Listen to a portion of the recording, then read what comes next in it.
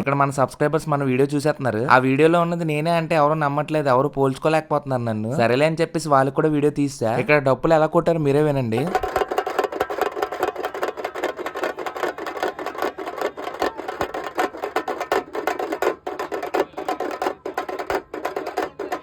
ఇలా డప్పుల సమూహంలోని 60 అడుగుల సోలాన్ని అయితే ముగ్గురు వేసుకున్నారు ఒకే సోలాన్ని.